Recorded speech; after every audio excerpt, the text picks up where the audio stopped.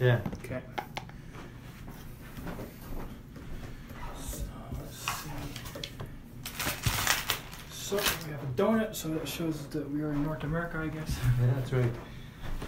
All right, so Frankie, what do you know about Bitcoin? Not a whole lot. I mean, I remember years back, I wanted to buy something online, and then it told me I had to buy Bitcoin. And that's when I first heard it. It's probably 3-4 years ago now, but maybe even longer, I don't know. So I decided not to go ahead with it. I thought I did it. I thought I bought some, and then I just said, well, this is useless. How can I pay for something that, with these coins that I don't know nothing of? Exactly. I don't know nothing about. So to this day, I still don't know whether I have some ARNA. Right. Because I've had a few different email accounts. So there are various reasons why the price took off. Okay. But this is exactly why you have this, because it's called the fear of missing out. People are seeing this, keep on going, and they're like, okay, this is a boat I'm going to miss. And that's why so many people are stepping in. So it's like a feedback effect that now is going to, but there's more to it than just people buying it. And I have to agree with you. And that's where I'm at. I'm like, man, like I knew of this years ago. I didn't do it then.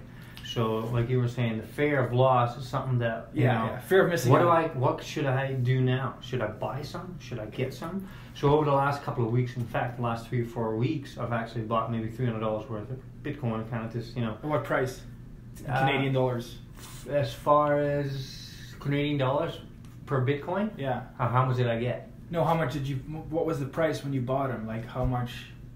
Like how many Canadian dollars did you? $300. $300. Oh, maybe more. $350 or something like that. But do you know what? Like, are the Bitcoin? What's like? Has it gone up or down since you bought it? Fluctuated. Back and down. Do you know what price per Bitcoin you bought it? I would say, was it 17 or something? Canadian? 17,000 Canadian dollars? Yeah. Okay, I don't know. The US, right now the US course is around $13,000. So I guess got to do that times 20% or something to get So and then I had a friend of mine who, well, actually he's a ref here in town. Used to be. His name is Dominic. Right. Or Dom. And he's been doing this for about a year or so, trading currencies and buying and selling. So he's probably made some money then. Yeah, he's on Steam It too. Yeah, I'm on Steam It, yeah. Right, so he like shares and comments and puts out content where he gets a little bit of money here and there. So before you get into Bitcoin, like you got to know what you're getting into. Right. So there's always been a problem on the internet that Satoshi tried to solve when he was writing that white paper 10 years ago. The problem was that microtransactions on the internet are too expensive. Because, I mean, like, have you ever sent money from Canadian bank to a Dutch bank? Right, oh yeah, many times. What fees are you paying on that? An arm and a leg. Yeah, exactly. I gotta do it right away, actually. Now you can use PayPal, but you're also paying fees with PayPal. Right? Like something like $10 to get it from your bank to PayPal, and then from PayPal to the bank here. Right. Okay. And it's a hassle because you got to make all these accounts. They need your phone number. They need everything. It's just a hassle. I mean, people not too many people are annoyed by the fact they have to give their personal information. It's just a hassle when you want to quickly do something, right? And then usually it takes like, how long does it take? At least 3 days before you have, like with PayPal it goes pretty fast, but then from PayPal to here it takes at least 3 days before they send it from your wire transfer to your bank account.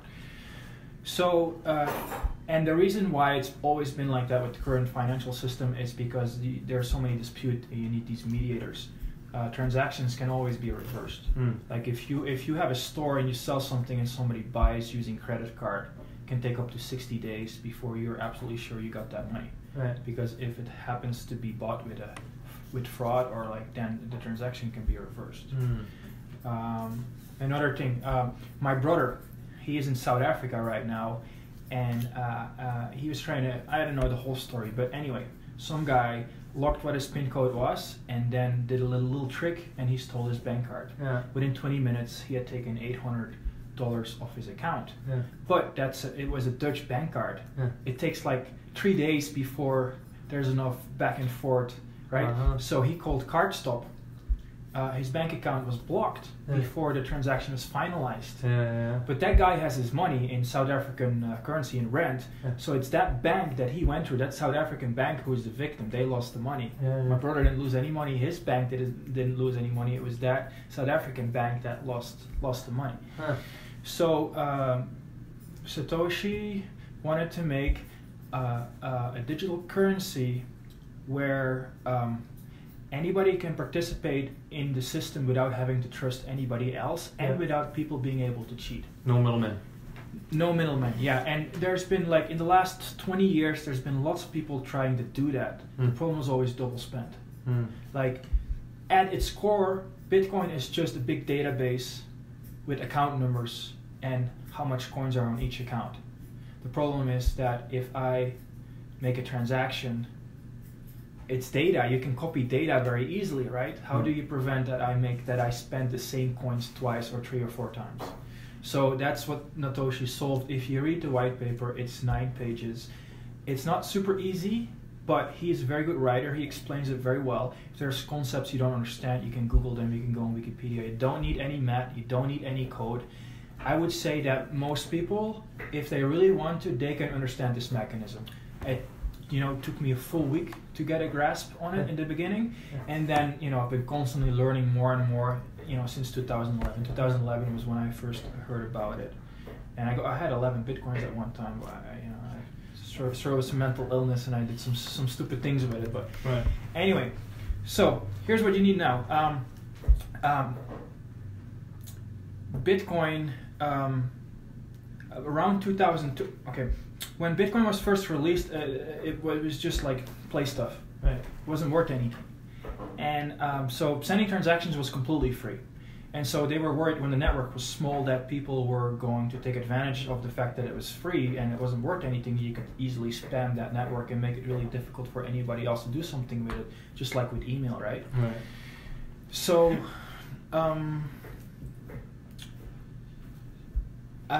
in the beginning, they had a limit on it. They limit the amount of transactions that you can make with it artificially, just to prevent somebody from making so much. Like, if they hadn't put that data on it, like that blockchain. The blockchain is a database document that we've been working on with everybody that's in the Bitcoin network since 2008 now. It's already 100 gigabyte big. In the beginning, they didn't want somebody to spam the network and make this document really, really big, because we have to have that document around for forever, or for as long as it exists. So they put a little limit on it, so that file in the beginning wouldn't get too big. Now that the network is bigger and there's more people participating, and you have all these people mining and all that kind of stuff, now it's no longer a problem. So they saw it coming that these blocks were going to get full. And so around 2013, they were saying, okay, well, this manual limit that we had in the beginning, we gotta higher that a little bit. Otherwise, we're going to run into issues where the network is going to be congested. And there's not really any technical reasons for it to be congested other than have this limit. Then there was a lot of people in the community that wanted to go different ways, and there was this whole scaling debate for about 4 years. And now in August, the network split. Bitcoin split into another form of Bitcoin and Bitcoin Cash. Bitcoin Cash has about 20% of the network power, and Bitcoin has about 80%. But Bitcoin miners, they can mine both, and so they just look at what gives them the most profit, short or long term. However, they make their calculations, then they decide. Within they have multiple miners, and they could have maybe 20% of their mining power on Bitcoin Cash and 80%, or however they want to do it. So if the price of Bitcoin Cash goes up really high, more miners switch to Bitcoin Cash, and so it's been 80-20 for a while now. Here's the thing, Bitcoin right now, the old Bitcoin, right now transaction fees. If you want to make absolutely sure that your transaction is done within the next 10 minutes, or is in the first, I mean, you don't know how it works, so you probably not really know what we're talking about. But transaction fees are crazy. Like, you need to pay $50 Canadian dollars per transaction right now if you want to have it confirmed in 10 minutes. And it's just because there's only a megabyte of space in one block, because that's the artificial limit. There's so many people using it now that they, there's kind of like miners. They want to make money, and they make money from putting these transactions in a block. The first transaction in the block is them giving coins to themselves. That's how the money gets created. Yeah. And then people make transactions. They connect a little fee to it. Yeah. So when miners gather all these connections, they put them in a block. They get the fees. Those are the two ways that miners make money. Right. So of course they want to put the fees that have the transactions with the highest fees. They want to put those in a block first, right? And so right now, because there's limited space, there's like a fee war going on. If you want to get in the block, if I want to get in my block and you make a transaction to it, and if I want to be first, I gotta put a higher fee than you. So now people are putting higher fees. I think I paid $19. You paid what? I think I bought some Bitcoin. And how much did you pay? I think I paid 19 to have it switch from my Bitcoin, because you have 19 Canadian dollars? Coinbase. Right. That's what I got. So that's where I bought it on. And then to switch my Coinbase to Binance, right? The transactions from Coinbase to Binance was $19. Yeah. If you go to the official website, bitcoin.org, it says low transaction fees, fast transaction. How long did it take before it was transferred? I'd say within at least 4 to 6 hours. Okay, but how long ago was this? What was the date? Oh, I would say 2 weeks ago. 2 weeks ago. Okay, Right. That's about 2 weeks ago, yeah. and then now, was it? So you transferred it from Coinbase to where? to Binance. Okay, is that a different website? Yeah, it's Binance.com. Oh, okay. So where I can buy like some different little currencies from cheaper. But you never actually transferred it to your own Bitcoin wallet. No, I did. You did? You had your own Bitcoin wallet, So like a computer program on your No. I think it's something like, can't you do it on your phone or on your app? It does have to be on your computer. Oh yeah, but you can have What would it be called? You can have an app that's basically just a website where you log in, where they manage the private keys and they still have your Bitcoin. Or you can have an app where actually you have the private keys on your phone. Right. And that's what I have. So that would be with like what's one of? it's still recording. It's still recording it. I think I'm using right now for that. Let's see.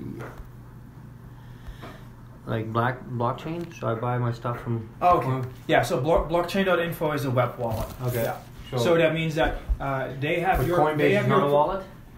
I have not too much experience with Coinbase. I know blockchain.info. Blockchain.info is like a web wallet. They have your private keys on the server, but they're encrypted with your password, so they don't have access to it. Yeah. And when you type in your browser, when you type in your password, it gets decrypted, and then you can use it. Oh, okay. What were you thinking when you had to pay like $20 to move it around? Yeah, I thought the first time, because I bought 250 Canadian worth, I was like, I'll just do 200. Right. And then I'm like, so my first time doing it, I was like $19. I'm like, man, I should have saved up more. Yeah. And then do it, because then I would save myself $19. Well, if you had bought Bitcoin Cash, yeah, which because it has about 20% mining power, the price is also about 20% of what Bitcoin is. So the price is around maybe 3,000 Canadian dollars right now. Last time I checked, it was 2,300 US dollars. So would you rather recommend Bitcoin Cash versus Bitcoin itself? Yeah, absolutely. But here's the thing: I don't like speculating. Mm-hmm. You're speculating. If you're going to make any money off of it, I can guarantee you it is money that's going to come from somebody that will lose it later, that is not going to be that lucky, might buy at the highest point and the price will go down. Right. It might be that both of you are lucky and that the price is going to go up, but that means somewhere far in the future, it's like, and I don't, And that already happened to me, because I bought Ripple Bitcoin, which is like at 240, which is now at 190. Yeah. Well, if you would have known what you were dealing with, you would have not bought Ripple, because Ripple is not a cryptocurrency. Ripple is just, it's there's that system, that the mechanism that Bitcoin has, why it works. Ripple doesn't have that. There's so many people that saw this take off, just as like in the .com bubble, and they were like, hey, we'll just pretend we are the real thing. Have you been around the .com bubble, the year 2000? Yeah, well, that's when I first got my email. My Hotmail in 2000. Hotmail is still around, Gmail is still around, but there is like, I don't know how many companies that they never actually created any product. They just said, okay, we have stock and we're .com, and everybody bought their stock, and then pooh. The same thing is eventually gonna happen with all these other cryptocurrencies, that there are some that are legitimate. They have something to offer that Bitcoin does. Like, you have Ethereum. Ethereum is basically just like a blockchain that you can use for anything. Doesn't have to be money. There's so many people that don't really realize. You can buy cars with it in the future, you think? Something like that? Smart contracts. Yeah. With Ethereum and with Bitcoin as well. Ethereum is a little easier. You can have a system. You know how if you wanna go to a dealership and you want to do a test drive, right. that can now completely be automized. Yeah. Where you're paying a collateral, but it's all done through software. If you don't return the car itself will take your money. Right. Okay. Owner won't decide it anymore. The car itself, the software on the car can decide if you treated it properly or not. Interesting. Yeah, it's super interesting. It means that money can become digital native. It means that, like with money right now, you can have persons that control money and you can have like corporations that control money, but a computer program cannot control money without there being a human involved. Right. Now that we're building a new financial system that works differently, I mean, we don't know if it's going to work and if it will eventually, I think it will, but we don't know. But it'd be kind of like the internet in like 89, 88. Most people think it didn't work. Exactly, right? And so even though there's all these cryptos and stuff, with the internet, it took a long time before it became really usable, before you had like YouTube and all these great applications. Like, we're building a base layer now, but nobody really knows what we can all do with that base layer. Yeah. However, it's really important that base layer keeps a good working base layer. That's why right now Bitcoin is totally going bananas, because it's bullshit. You don't think it'll stay? No, not Bitcoin. So it's forked now because there's a bunch of people and they basically hijacked it. They hijacked it. They used censorship. Like, when you log into it, you maybe be confused in the beginning, like the whole history of the scaling debate. I was as well. I didn't do anything with Bitcoin for 4 years because they were like, oh, this is bullshit. I can't use it anywhere. I can just speculate with it. Right. I'm an artist, and I just wanna, I thought it would be cool to not have to use PayPal or banks anymore. It gives me more independence, gives me more control. It's cool to play around with. Right. There's so much cool stuff you can do with it. For instance, I can send messages when I pay to somebody, because the Bitcoin addresses, like the first 5 or 6 or 7 characters, you can kind of customize them if you know how to do it. Okay. So and when if I instead of just making a transaction from one address, I could just send like tiny little bits of. I mean, it's more expensive, but and then I could send a message that way. That message will be in that blockchain forever, or for a long time, hopefully. Yeah. I don't know. And everybody can log into that, which is just cool. Like, I mean, for instance, like if I would ever ask a woman to marry me, I could send her money to her Bitcoin address in the form of a message. Then I could also, throw my private keys away, and that money is going to be stuck on that message for like forever. So like 10 years from now, or 15 years from now, I have kids, we could go backlog in the blockchain. I could be like, hey, this is where I asked her to marry me. Throw my private keys away. Look, that money is still there. It's now worth like millions of dollars or $100,000, and it is so amazingly cool. You can now prove that documents existed on the internet. You couldn't do that before because if it's just on one hard drive, you can edit it. But if it's on every computer at the same time, and they all agree on what is the right, then Anyway, that's you gotta just read that white paper, and you'll. And there was another. I can't remember the guy's name, but he gave me a video to watch about basically explaining what Bitcoin is. Right. And where it could go. All right, we can shut it down. And so, do you see this icon here? This is my Electron Cash wallet. So this is for Bitcoin Cash, which is the fork of Bitcoin, and it is an S. It's called Simple Payment Verification. Yeah, remember I talked about that big 100 gigabyte database? Yeah. I don't need to have that on my computer. That's for miners. Right. I have just like tiny bits of data from there, so I can make sure I don't get ripped off with my own payments. My program can verify that. Okay. And I have to trust on these miners, but these miners, they have huge incentives to be honest. They make more money being honest than trying to cheat the system. Yeah. So it's all good. So I have this program here. So this is one wallet, and this is another wallet. This is a wallet that I use for yours, so I've called this yours. Okay. So you can see that I have right now, I have 0.050883 Bitcoin Cash, which is worth right now $15 US. Yeah. Now I have this website here called yours.org. And this is also just like blockchain, the website that you use. It's all done in on this website, like client side. So they have the seeds for this wallet, and it's encrypted on their server. And when I log on, it gets decrypted. So that number here is about the same number here, like 0. So now here's the cool thing. So this is a website just like social media, like Reddit and stuff. I can create something on this website and it will cost me 10 cents. When I create something, I will do talk with Franky. Check back later. I hope nobody buys this because there's no content right now. I can set my purchase price here, so I can ask as much as I want to. There's free content and there's paid content, so I can set a paywall. And I could, like this, everybody could always be able to see this for free. I could say, okay, this is a song of mine that I'm going to put up here. I want to have $1 for it. So if somebody wants to see the paid content, they have to pay $1. They click on that, it goes from their Electron Cash wallet to my wallet. Yeah. Really, really fast, without there being banks or anything involved. Yeah. Without using to have PayPal or whatever. I can set a comment price if people want to comment on my article. If I set that really high, nobody's going to comment. But if I set it on 1 cent, or maybe if people start bugging me, putting bullshit comments on there, I'll just set it on 10 or 25 cents. If they start trolling me, I make money off of them. You know, people are only going to comment if they think it's worth paying for that comment, right? Yeah. So I like to set my comment price really low because I'm not an asshole. There's people that set it to $50 and hope you just misclick on it, but it's a pretty new website. I choose my community, so like crypto, and then I publish it. So now it says balance decreased by 10 cents. It's all done in US dollars, so it doesn't matter what the price of Bitcoin Cash is. Oh, okay.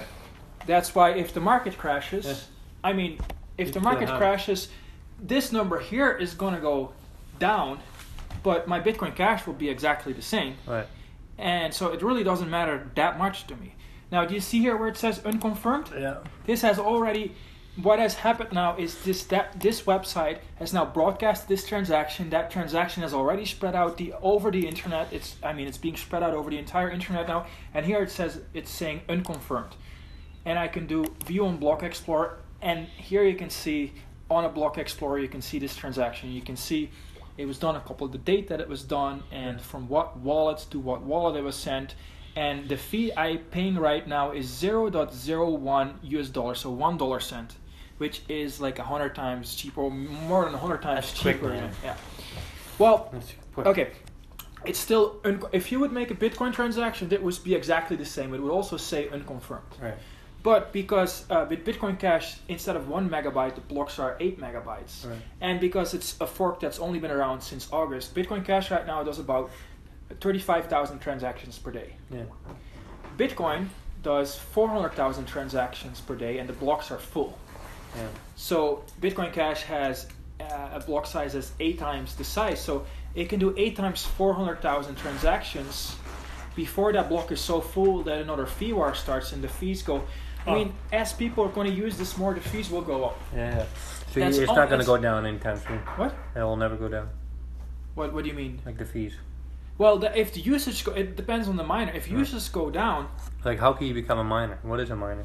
Oh, well, that's you have to, if you read the white paper, you will understand what. I'll print it out tomorrow. Yeah, it's not. You need a copy of it? What? You got a copy of it? Oh, you can give me a copy. I haven't printed it off. I've read it so many times. How many times have you read it, either? Hundreds of times. Really? Yeah, I mean it's the document. Like you go back to it. So that's it. That's all. That's where you start. That's where you start. Yeah, that's this whole system. Like all these billions of dollars. That's all started in 2008 with somebody anonymously writing a paper, putting it online. No, nobody knows what it is. He made sure to absolutely stay anonymous. Hey, if I was gonna make a system that can totally shift power balances over the entire planet, I would want to be anonymous. He knew very well what he was doing. He didn't know if it's going to work. If it's going to work like he wanted it to work, it doesn't necessarily lead to a better world, but it will definitely shift wealth and power around like massively. Anyway, so it says unconfirmed, and within about 10 minutes, the times in between these blocks is 10 minutes. Yeah. So after I have a first confirmation, my payment is kind of finalized. Yeah. Not really. Somebody could still try to cheat me out of my payment, but it becomes really hard. Right. And then it's in a second block, in a third block, and then it becomes harder and harder to undo this document because everybody is working on it at the same time. So, so for instance, I made some music, and and just like if so I would have to transfer my. This is one way to back up your money. Well, because this wallet is on my computer, I'm in full control over it. If blockchain goes down, you have no access to your anymore. No. I mean, you need a copy of that file that is encrypted, and you need your password. I have the same thing, but I have it on my computer. Yeah. So if I want to back up this wallet, I click Save Copy. Yeah. Here's a file that I can make it, backup, I can give it a name, I can save it, the file is encrypted. So if you have it online on blockchain.info, anybody can access that website. I mean, they still need your password, but if they ever hack into their security, they get all these encrypted files, they can start trying to crack those encrypted files. If you set a weak password on that, they can hack into it. If they want to hack into my computer, they need to know who I am first. Yeah. It's a difference between there's no name, it's just a bunch of numbers. People that write viruses, they don't know who's going to end up with the virus on their computer. It's just they send it out and they hope they make as many victims as possible. Yeah, but what's the purpose of them? Well, like for ransomware, for instance, just total douchebag stuff. Like you just encrypts file on your computer that you don't know about, and then you open your file, doesn't work anymore, you get a message, well, we've taken your files hostage, you want your files back, then you pay us money. That's how, okay. Yeah, they wouldn't target you specifically. They wouldn't be like, okay, we know that Franky has that happened to you? No, exactly. I mean, no computer, so I kind of know. And you don't get that stuff as easily on Linux. That's, again, 1%. So what's Linux? It's an operating system that is... It's like Windows? No, Linux is just created by a community for the community. It's open source. It's free. Everybody can look at the code. Everybody can work on it. Andrew, the guy. Android is Linux. Yeah.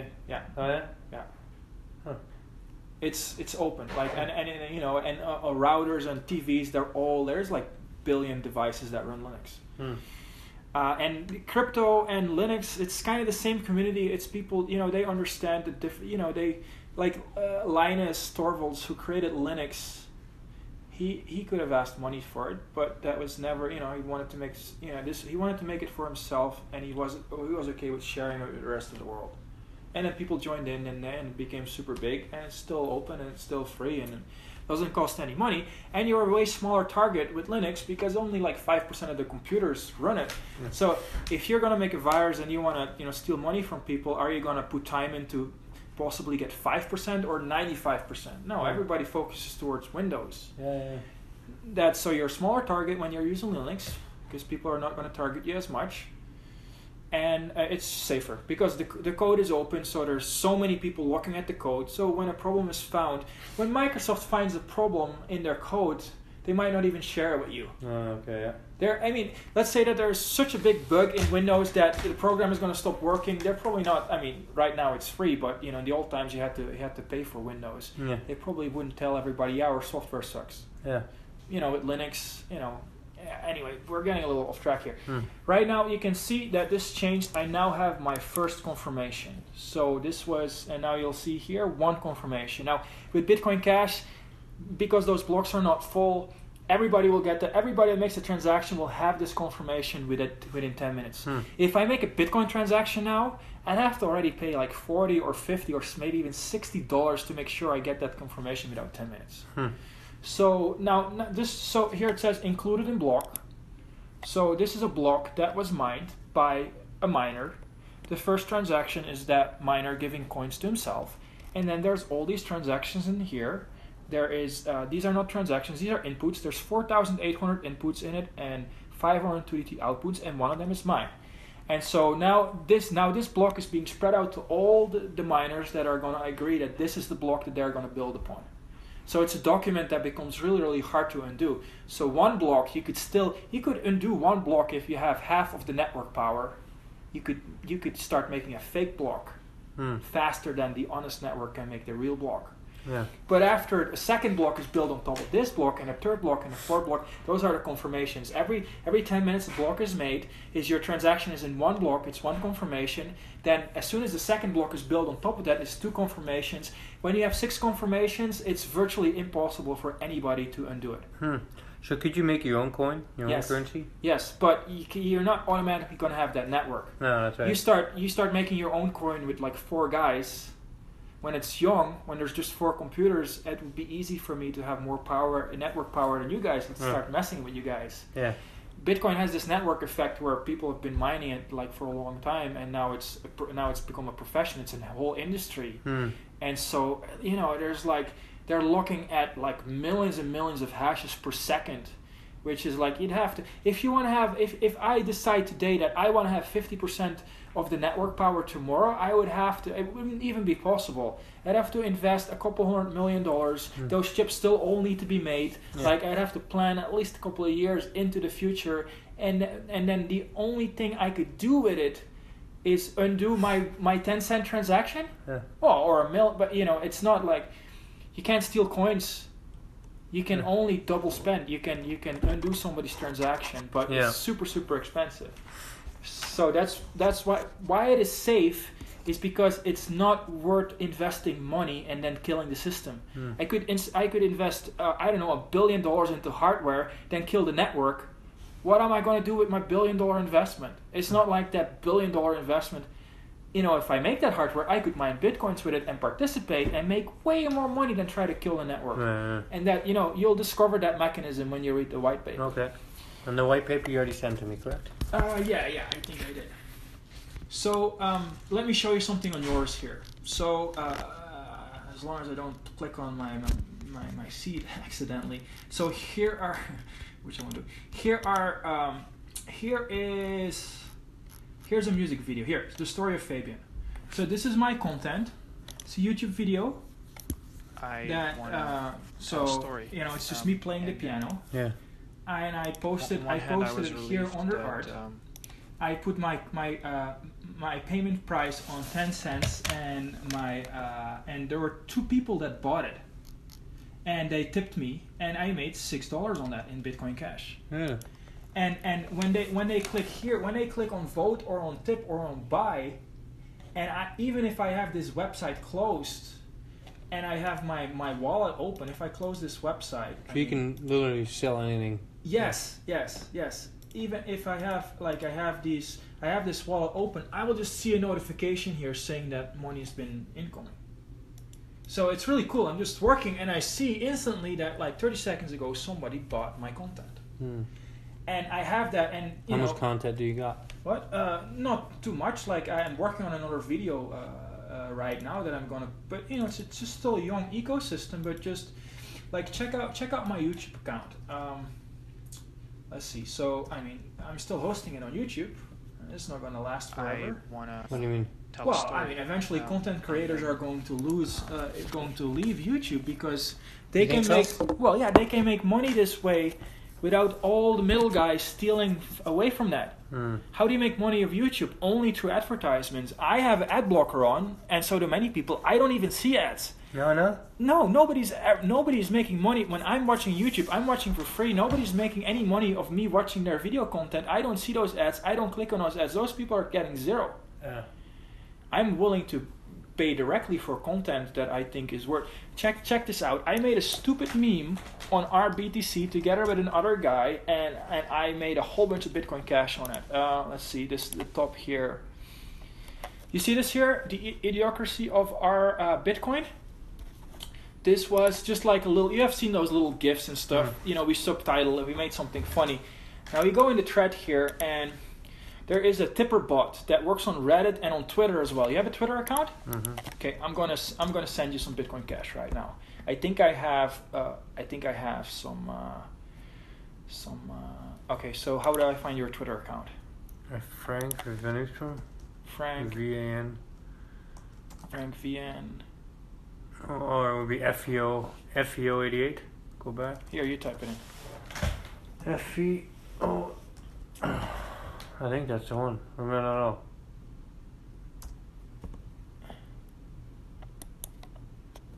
Is that what's your handle?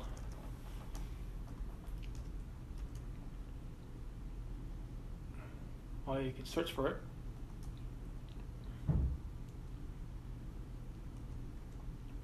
Yeah, let's just search for that. Oh, I saw it, Frank. Is that you? Oh yeah, there you go, Frank. Virtually. That's you? Yeah. Okay, cool. So, okay, well, I have to look this up because I use it more for Reddit, but there's this tippr bot. I'm going to send you some Bitcoin Cash over Twitter right now. All right. Yeah, it's awesome. So, it's Twitter usage, basic usage. I haven't used it that much. No, this is Reddit usage, Twitter usage. Okay. So, tweet amount unit at tippr bot. 20 bits. Okay, yeah, so it's gonna work. So what I need to do is this is a tweet that you made long time ago. You don't use it much, but this should work. So I'm replying to you, and let's see, I'll send you 2,000 bits. I think I should have that reply. So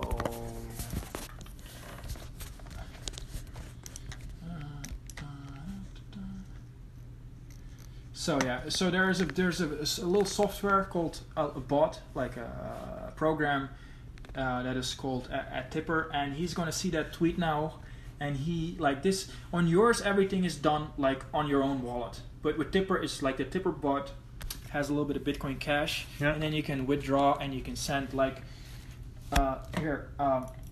let's withdraw some stuff from my this is on Reddit, so I can go to the tippr. I can go to tippr here, and I can send this bot. I want to know what my balance is, so I send him a message, and so it just might take a couple minutes before the bot will get back to me. Oh yeah, here's a guy I tipped, and yeah, what is word is this? Did you send? Yes, Bitcoin Cash. There we go. So this guy here, he made a cool GIF, like a really nice video, and so I tipped him $2 through tipprbot. Yeah. It's awesome that I can reward people that make good content on social media. Imagine on Facebook instead of all these votes and all the kind of bullshit. There's so much bullshit content on Facebook, right? Yeah. Imagine when somebody makes something nice. Now you have to do a little research to know he really made it, right? Yeah. If you make a video about you playing soccer, I know you made it because I know you, right? Yeah. Then I can directly send you whatever I want you through Facebook, just sending one message, enter, and you can have that on your wallet within, let's say, an hour or something. Yeah. And it doesn't cost me $5 or $10 or $15 at a transaction fee. So let's see if we are 5. There we go. So now I got a message back from the bot. My balance is $14. So let's withdraw 0.04 to my wallet. So I'm gonna go back to how. No, that's the wrong usage. So withdraw is click here. Okay, so now I'm sending a message to the bot saying, okay, I want my Bitcoin Cash on my own wallet. Yeah.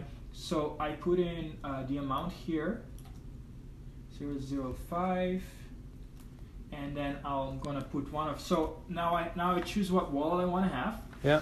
So I have my addresses here. So this is an address that I created myself because my nickname on the internet is Caniac. Okay. And so you can see here that it has NIAC in the address. Like randomly generated Bitcoin addresses are hard to recognize. This is what they call a vanity address. So the early Bitcoiners. No, anybody can do this. Oh, okay. Basically, you take your graphics card or your CPU and you have it spit out random Bitcoin addresses, and it can spit out, like on my graphics card, it can do 20 million Bitcoin addresses per second. Yeah. Then you just look for patterns with the program, and when you found the pattern that you want to, you save it. And I have, at the end, this is not my last name, it would be cool for accidentally, I got 7 characters of a Belgian family, Verheijen. I got that in my address. Now, it's very easy for somebody to create another address that starts with these 4 characters, but to accidentally get the same Belgian last name towards the end is virtually impossible. This is a unique address. I can sign messages with this address. I can prove this is me. If I create a YouTube video and I put that address in my YouTube video so that people cannot edit it out, nobody can steal my video. Oh, okay. If they copy my video to Facebook and claim it's them, people would say, okay, we can see that there is a Bitcoin address somewhere in that video. I could make it in such a way that they cannot cut it out. Like I could have my Bitcoin address printed behind me on a wall when I make a video. It's really hard. You can do it, but they cannot just copy it over. They would have to edit it out first. Okay, then people would be like, hey, are you really the owner of that Bitcoin address? Prove it. They can't, because I have those two read.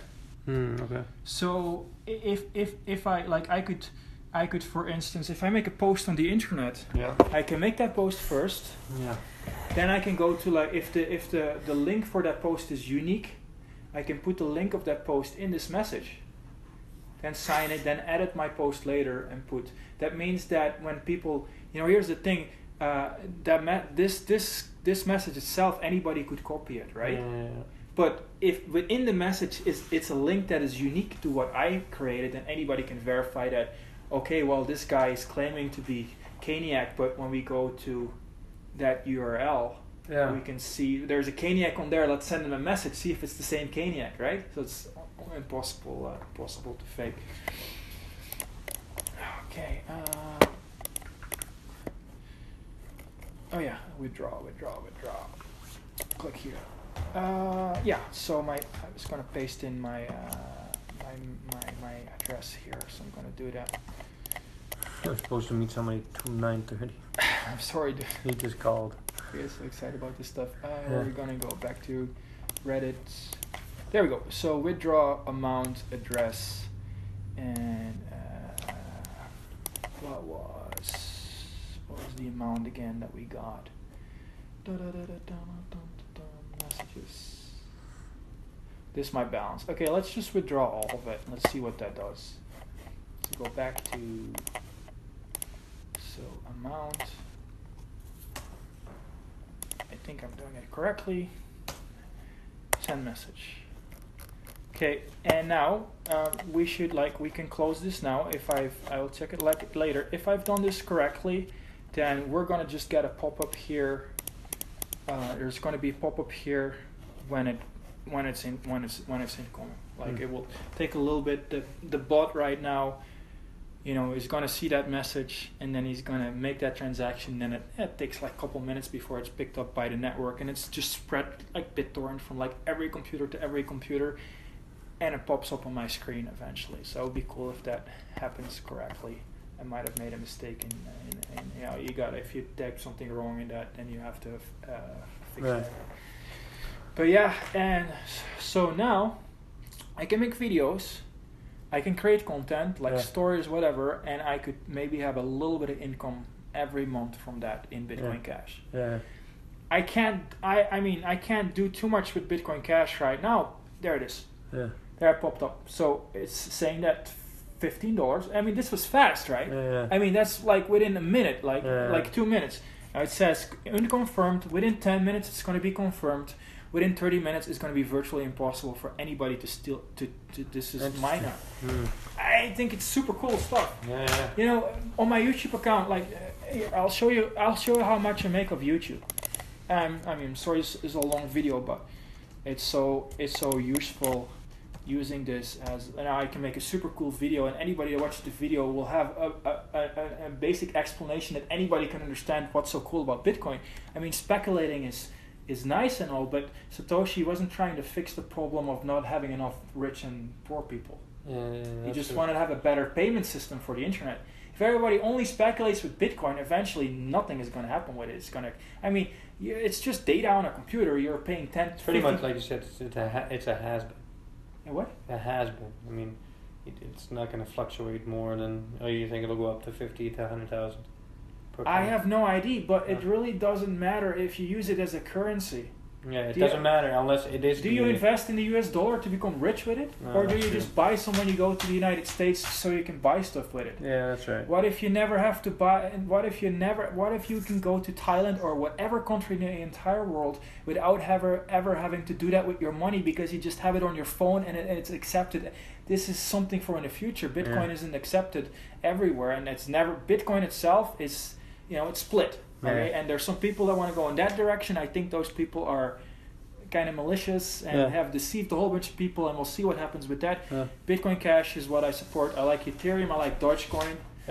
It's silly dog, but it's the communities behind it that are important. From those communities, you're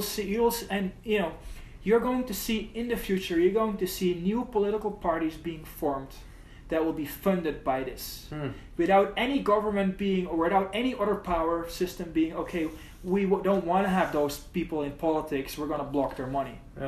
WikiLeaks, because the banks blocked all these payments to WikiLeaks, what did WikiLeaks do? They went with Bitcoin. And now they have like 1,000 times more money or something, because that Bitcoin went up so much. So they kind of, the opposite effect was reached to what they were trying to do. They were trying to make WikiLeaks poor, and they've made them rich. My YouTube account. I gotta go in 5. I'm sorry. I got excited about this stuff. I'm already late. Okay, my creator studio. I hope there isn't any codes showing up here. People can. It's just my YouTube account. This is my analytics. This is how much money I make with my YouTube account. So that same video that it has that I got $6 for over yours. Well, this is everything I've made in the last 28 days is 60 cents. That's it. But there might be people watching this that, there might be people watching one of my videos over YouTube being, that's a cool video. I wouldn't mind tipping that guy 10 cents. Or, you know how you have a street artist playing the piano? That's what I do that, right? Now it's digital, it's online now. Yeah. That's cool. That's cool. Now, that is... So you don't have to be there in person. No, like in the winter, I cannot play outside. And people in the summer... How often do you play in the summer? All the time. Really? Yeah. You just go there by yourself? On a good month, I make 3,000 Canadian dollars on people throwing coins in my head. No, is that what most of you ever made? Yeah. That one month, $3,000 is the max I made in 1 month. Yeah. I'd be playing about 4 hours every day. Really? Yeah. So imagine now if everybody from the entire world control 10 cents in my head. Yeah. And my head is my Bitcoin Cash wallet. Yeah. I can just live stream my video and people can watch, and if they want to tip, they click and it's in my wallet. I mean, right now I cannot go to Superstore and buy stuff with it, but I can go. I use this exchange called Entrust, Canadian Exchange. Yeah. I can sign you up for it, and then we both get $2.